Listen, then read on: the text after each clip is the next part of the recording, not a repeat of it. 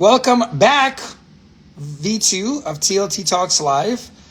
We had some technical difficulties. We solved for them pretty quickly. Instagram, just because someone chose not to do your updates doesn't mean you should kick them off and not let them join a live.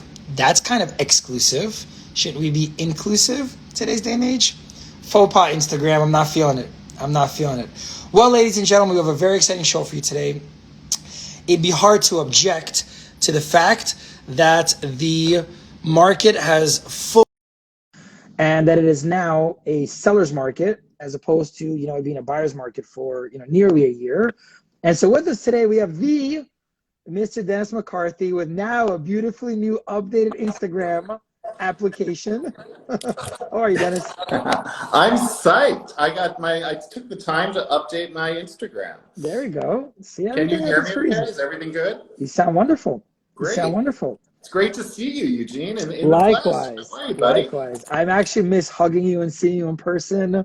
I'm so over all of this, like all of it. I'm so over it. I know. But ladies and gentlemen, let me take a second to introduce you to truly a legend in this game. He's been in the industry for nearly 20 years. He's a senior managing director for Compass New York. We all keep him quite busy, especially for the last 12 to 18 months. And as if all that wasn't enough, as if his hands weren't full enough, somehow he finds time to be a member of the Prospect Park Alliance, which are supporters of the active community, BAM, Fordham University, the Alumni Association. So truly a jack of all trades. Dennis, how are you, my man? I am really well, Eugene. I'm thrilled to be here. Awesome. So we like to have a good time on the show, as you know. And why don't you tell us, if you want to just tell our audience just a little bit about yourself, where you're from, how you got here, some quick, and then a fun fact, something fun about yourself. That sounds great. As Eugene said, I've been in the New York real estate industry for 16, 17 years. I'm originally from Long Island, so I grew up not far from the city, about an hour and a half east of the city.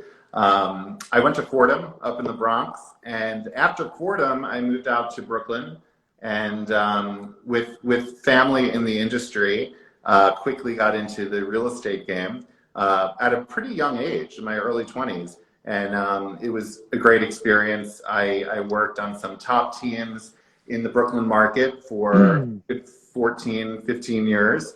And then about 3.5 years ago, I got a phone call and someone at Compass asked to meet with me. And I had an incredible first meeting with Robert, Rory, and Gordon. And from there, my life changed significantly. I got to see the other side. What a team, right? Like when you sit in front of Robert, Rory, and Gordon, you're dead. It's over. Like that's it. Whatever they want, fine, take it. Yeah, you want me to come? You're fine. Cool, whatever. What a team. What a team. And it was fun. And soon after that, I started to work in the Park Slope office as a manager, managing 50 agents. And 2018 was a real year of growth for Compass. Yeah. Not only nationally, but also in the city. We doubled our offices in Brooklyn and Queens, and it's been really a great run with Mary Lowe and Gina Castellano and Gordon. Yeah. We've done an incredible job building out a very strong market here. And in the past year, Compass obsesses about opportunity. I've had a great opportunity to oversee our expansion onto Long Island as well. Beautiful. Eugene, this will tell you what this company is all about. All right.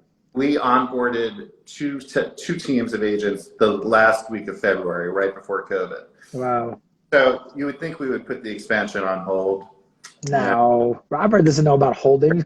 He doesn't know what he's to hold. Agents and 9 offices in Nassau and Suffolk County. That's so awesome. We've bridged the gap between the city and the Hamptons, and it's amazing. Been fun bringing Compass home to where I'm from, and into the markets. Like in offices in the town that I went to, that my high school was in. It's sort of great to be back in the. Back home for a bit, covering this territory, which is an incredible market. And the entrepreneurs out here are very similar to what we have in New York City. They blow me away. Very cool. And then my fun fact for you would be, I like to sing. You are a singer. karaoke, and I think you know this for a fact. One time we happened to be on a party bus driving around Brooklyn, and That's you right. had being Billy Joel, I think. It was Billy Joel. It was. So true story. We did a team event, and we invited a bunch of the Compass leadership team with us. Sarah set it all up, who runs marketing ops for us, and it was like a small dinner, and then it was a tour bus, and there was a woman on the microphone giving us a tour of Brooklyn, and we were like, listen, I got a question for you. How about you give us the mic and we just do karaoke all over Brooklyn? The Monster Mash. Thank you, That's bro. right. The Monster Mash. How about we just do karaoke? So we're on this tour bus, screaming at the top for a long saying, everybody's looking at us like we're out of our minds. It was amazing. We got some cool people with us. We got the Belisario team, Matta, Mike Cohen, Brent, my man. What's up, gang? How's everybody doing? And Matta, our marketing team. Yeah. So very cool. So I thought it could be fun for you and I to have a conversation about real estate, right? Obviously. So I was just saying before I actually got you in the room that it'd be hard to debate that the pendulum has fully swung and that it is now, we are in a full-blown seller's market. So, our team, we're seeing what we're seeing. I mean, if we're doing 5-10 sales transactions a month, you must be seeing hundreds. And so I would love to just sort of elevate and tap into what you're seeing in the sales market. Anything you care to share with our audience? Oh, absolutely. We've seen markets like this before, you and I. I can remember times where we have had multiple bids on every listing, 13 to 14 offers after the first open house. And managing the listing agent can be a real challenge. However, this market is different. Yeah. Because it's this way in every market in the nation. And it's baffling to me. I have never seen this. The way that rates are, there is such a demand for inventory across the board. And what that has done is it really has put sort of a lock in the market, because a lot of sellers have challenges right now because they don't know where they're going, because they find the next property. Right. And when that happens, it can be problematic, especially in the New York market. Who wants to leave New York, right? But when they do, they're typically going to another market. Right.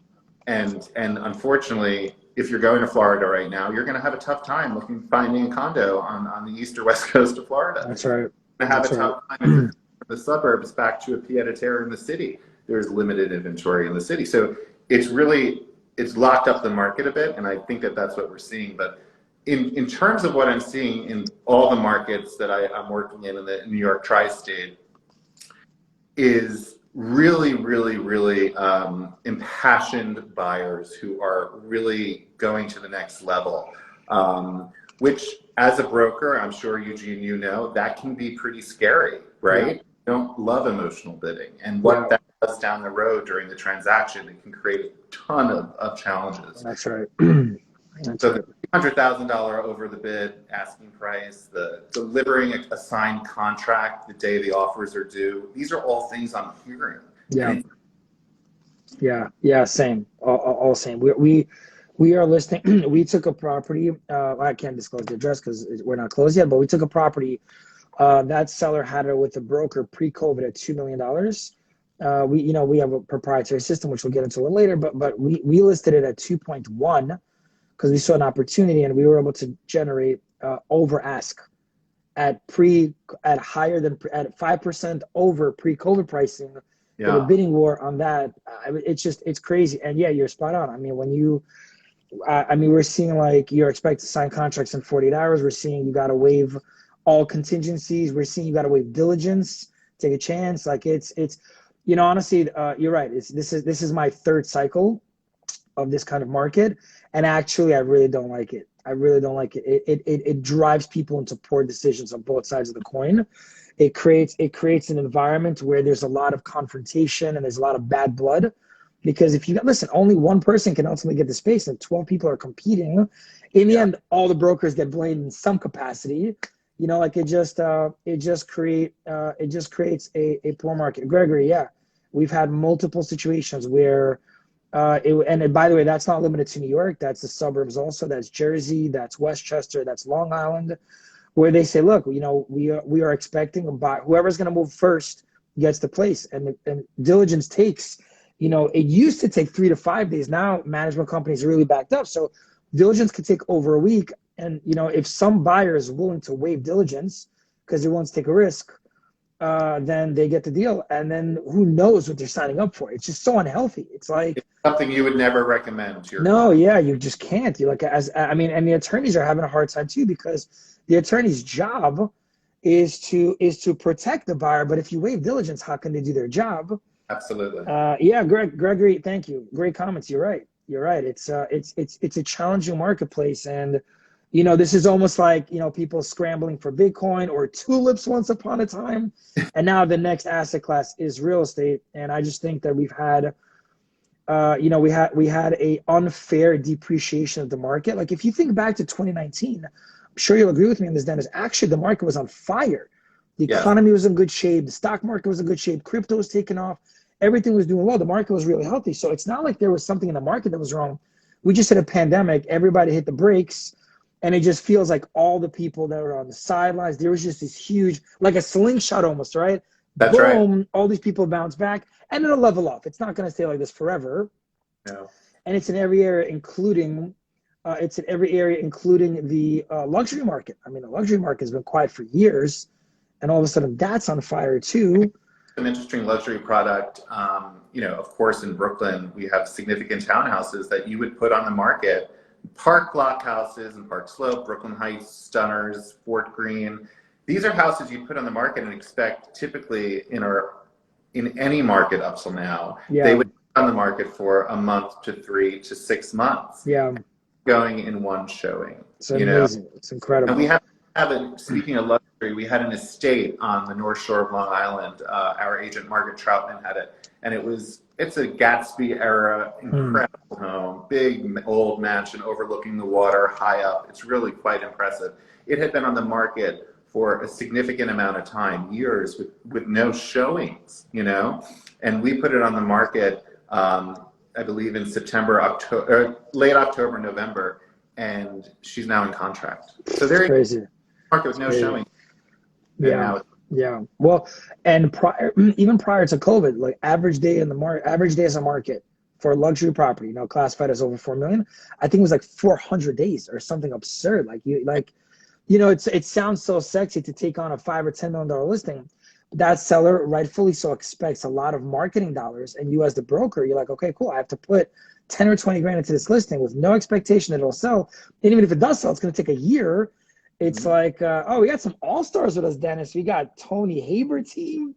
We got Jackie. We got Julian. We got Niall, Trader. Yeah. Niall, you traitor.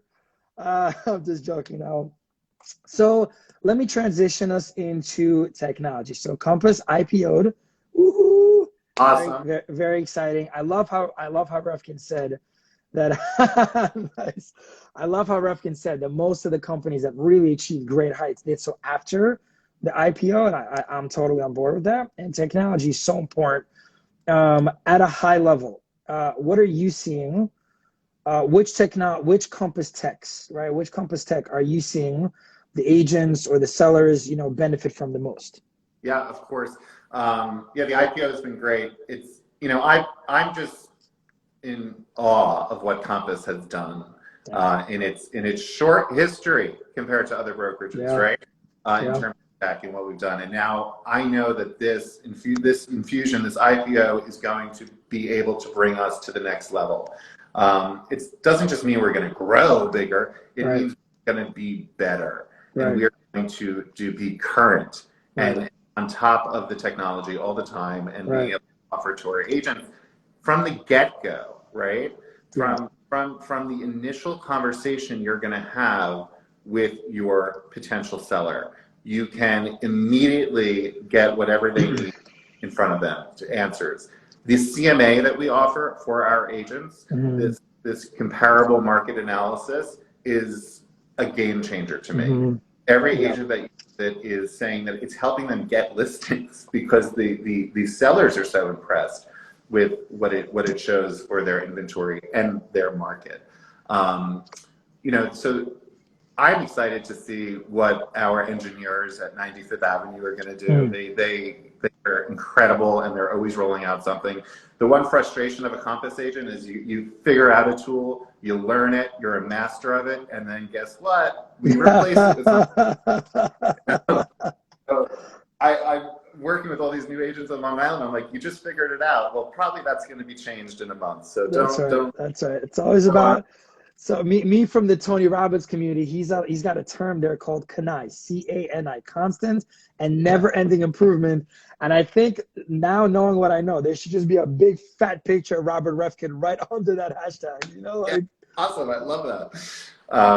But then also, you know, we have a customized approach to help our agents and help our sellers. I have an agent on Long Island who said to me that she came to Compass because she realized if she didn't, she'd be doing her client a disservice. That's awesome. Real estate agents love people, right? Yeah, it's true.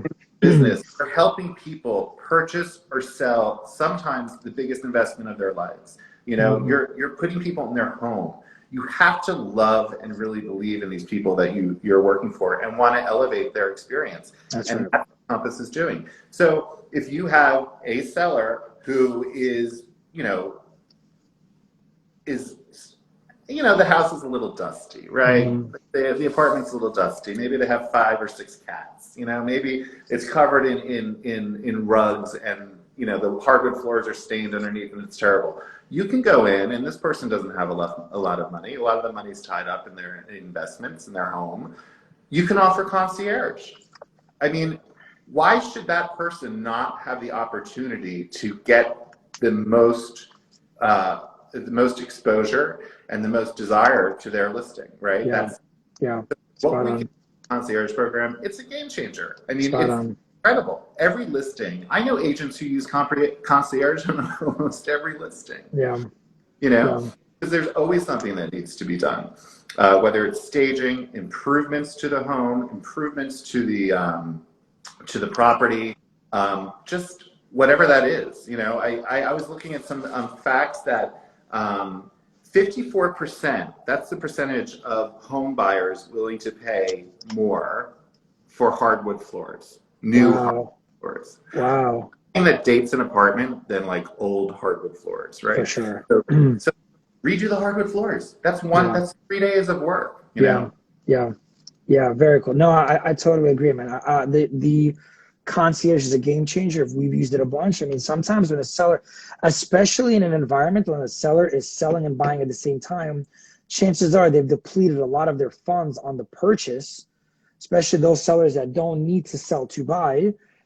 Chances are they've depleted a lot of their funds in the purchase. And now, if we need to spruce it up, if we need to stage, I mean, it could be 10, 20 grand in some cases, depending on the size of the listing. And even if you're just financially literate, that's cash that you can have invested in, Roblox or Compass or Bitcoin or wherever that you don't have to, that you don't have to specify for. And so that's pretty cool. And this, being an agent, the CMA is invaluable. There's just there is a massive genius to clarity, right? They say genius isn't making things difficult. Genius is, can you simplify the difficult? And the CMA just makes things so simple. And actually, one of my favorites is the network tool.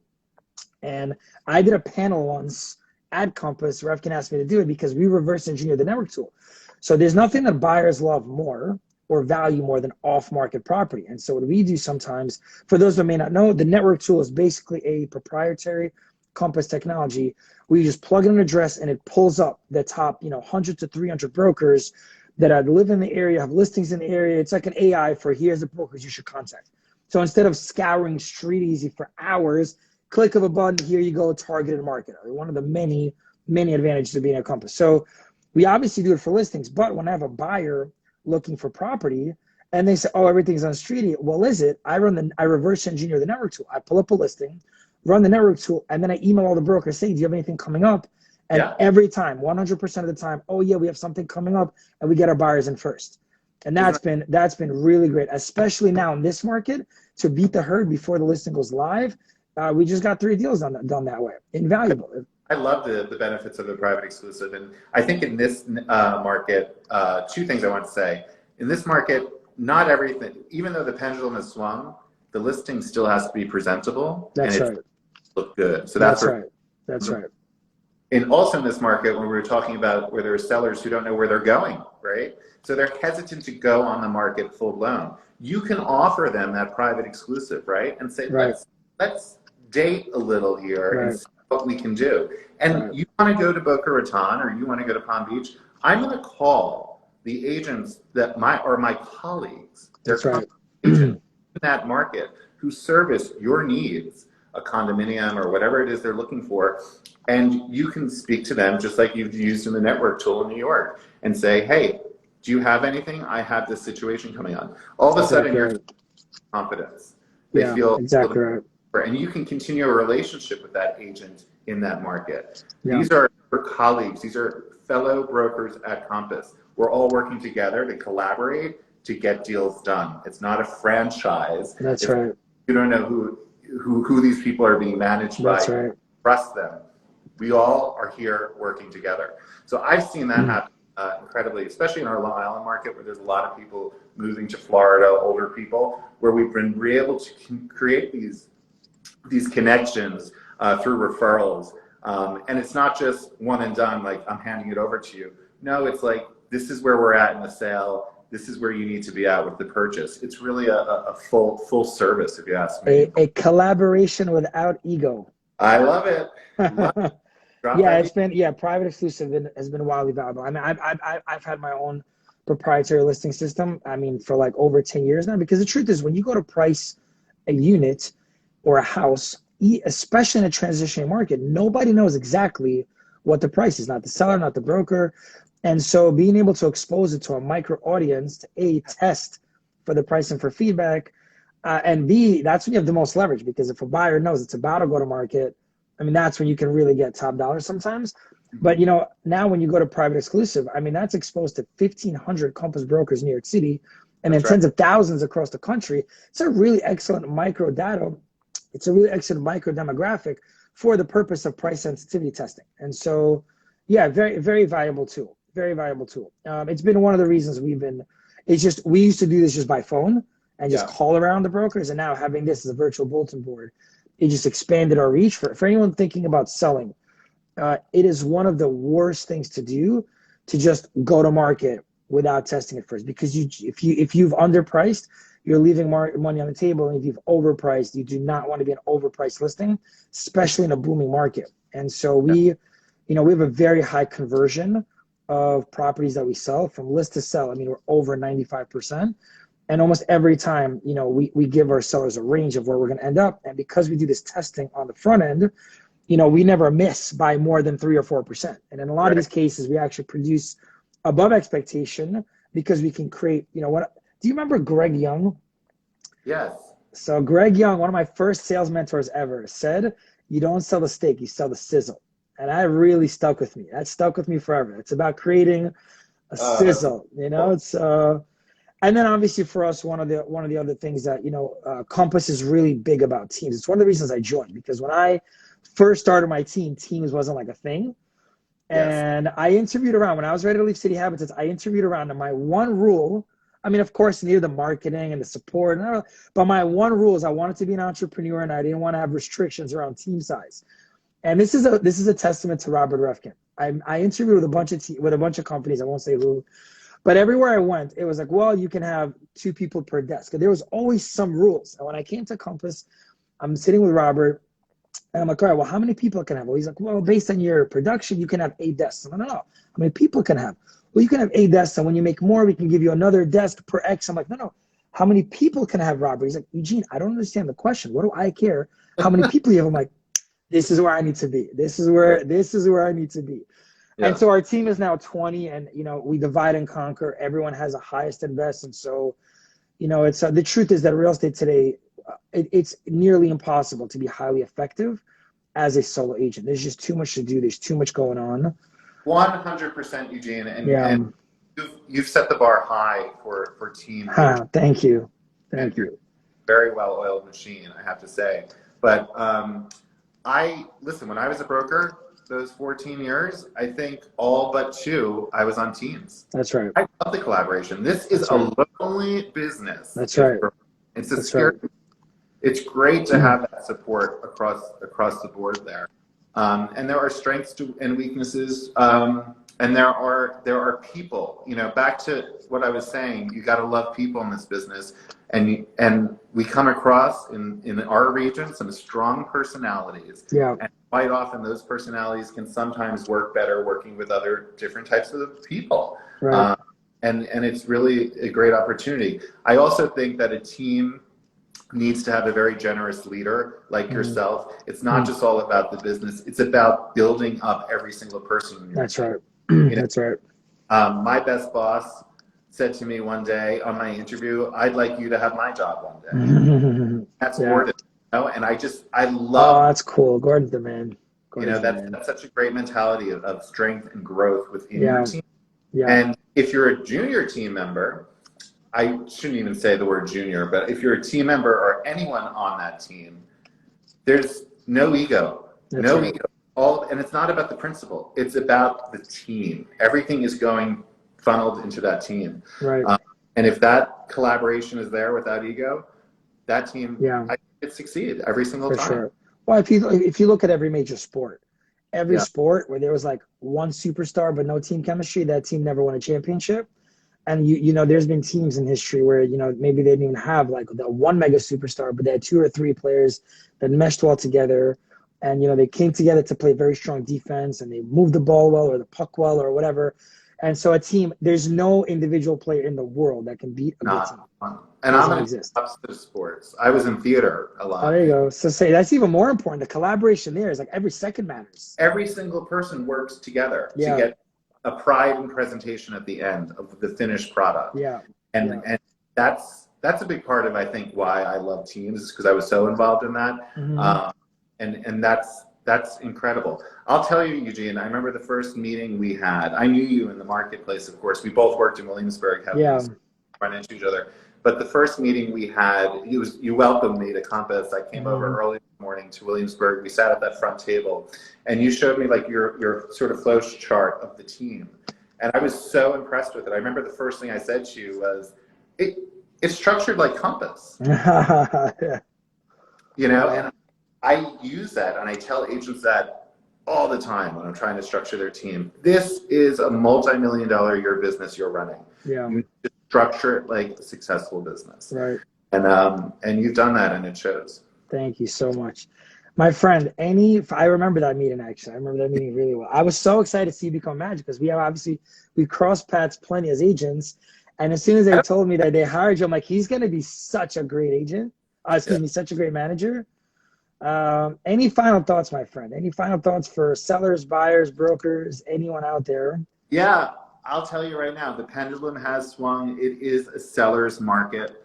However, I want sellers to know, and I want agents to know, and buyers to know, that just because you have a signed contract does not mean the deal is done, especially in the market.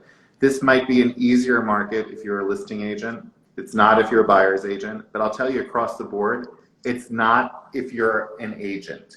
It's not an agent's market. You have to manage this transaction heavily through to close. There are going to be significant obstacles you're going to come across.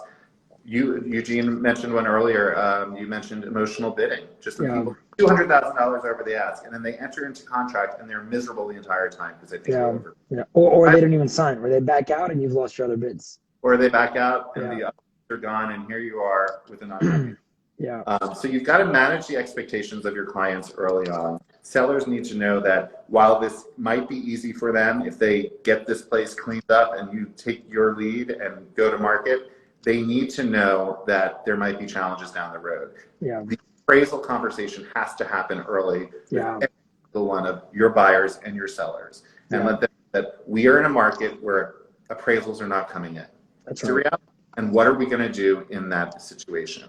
It's much easier to have that conversation prior to the offer than it is once you're in contract. We've all had those phone calls where you haven't warned the client. You be fully transparent. We're a fully transparent company here. Our agents are fully transparent. You've got to tell everyone what the risks are. You're the professional, and that's why they hired you, to tell them the good, bad, and the ugly, and manage you through that. So while technology is so important, I think Compass offers so much for our clients. I call you my client, right? So we offer so much for our clients' clients. But at the end of the day, you need a trusted, experienced advisor to help you if you're a seller. And that's what a good broker can offer you. Yeah. So you're going to get that at Compass. You're going to get that with Eugene Litvak. Thank you. Beautiful union with Compass. And yeah. No, I couldn't agree more with you, man. It's like, cool. Right now the market's hot. You can put your property up on Street Easy by yourself as an owner. You can get some offers, but there is a massive skill in bidding those offers up as much as they're able to go, and then managing that, because the second you get multiple offers, also every one of them is at risk, and how you manage these offers. And you're exactly right with this bidding remorse, because it happens. Like, someone gets so enthralled in the competition of it, then all of a sudden they realize it's real and they're about to spend 10% of risk, and they never signed the contract. The other bids have not gone away. Now you've got this on fire property that nobody wants to buy anymore. You've missed the window, and now you got to do a price reduction from a bidding war. And I've seen it happen all the time. The appraisal thing is very real in this market. When the market's increasing faster than the closings, the properties will not appraise. That's a really important part of the negotiating process on the front end. That's a really big one. The buyer's remorse is a big one. Banks are massively delayed. And timelines are really, it's just, look, it's, I got to be honest. I have sold 3 of my own homes.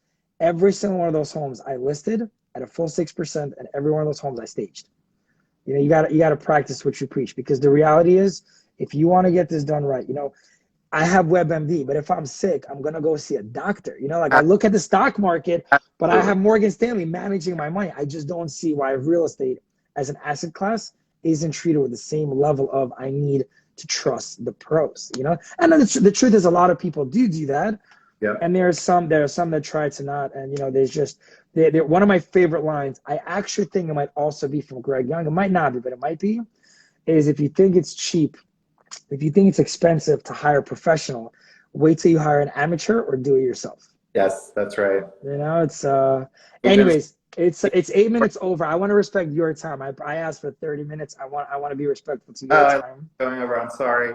I'll say one thing. Agents who, I was just having a conversation this morning in Long Island in the Garden City office about a FSBO, for sale by owner. And I said, they're representing the buyer. I said, you better charge more money, because you're in a transaction with the FSBO. You're going to be working harder. Both sides, yeah. What else on that other side? 2 jobs, yeah, for sure. Dennis, I am so proud to work alongside of you, my friend. Thank you so much for your time this afternoon. I'm sure you've got lots going on. The fact you gave us a half an hour of your time, I'm really appreciative. Looking forward to it all week. Thank you so much. You guys are the best. I can't wait to see you all in the office again. And awesome. Of course, we'll go out singing again soon. Sounds good. Have a good one, my friend. Thank you. Bye-bye.